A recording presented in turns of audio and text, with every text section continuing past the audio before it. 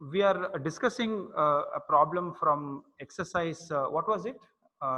2C, is it? Yeah, 2C. Question 6, 2C. This is from Selina Claston.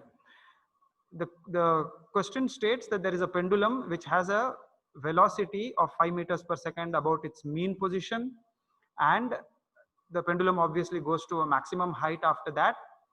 The question is, what is the maximum height that the pendulum reaches when you know that the efficiency is 40%? Of course, the question states that it loses 60% of it, 60% of its energy to air resistance on the way from here to there.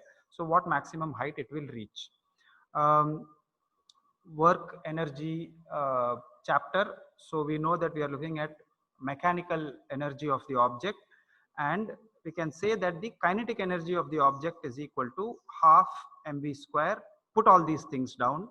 The potential energy at the maximum position over there will be mgh, and then of course the value of g is given. It is 10 meters per second square. And now you have to calculate what will happen when it goes from here to there.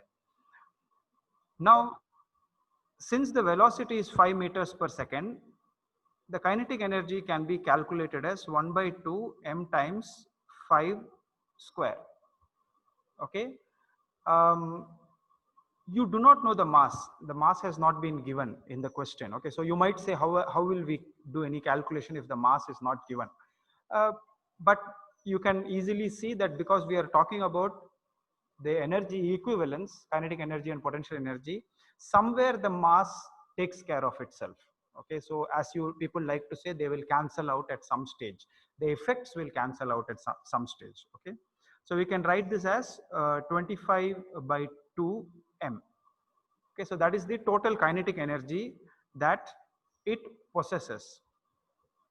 Now, only 40% of this kinetic energy gets converted into potential energy.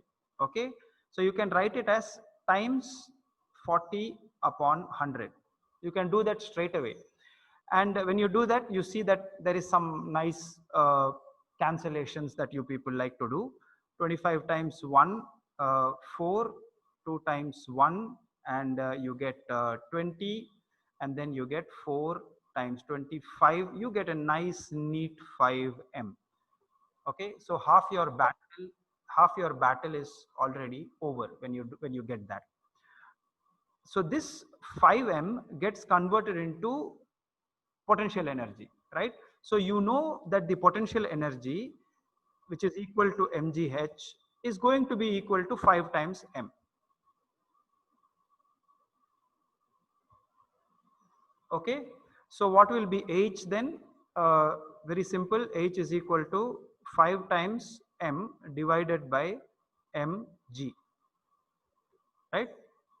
M and m, the mass of the bob is the same in both scenarios, so they cancel out to 1, they divide out, and height will be 5 divided by g's value is given as 10 meters per second square. So the answer that you get is 5 divided by 10, 1 by 2. Okay, now let us just check one thing, that everything is in terms of SI units, because I need to write a unit for this, right?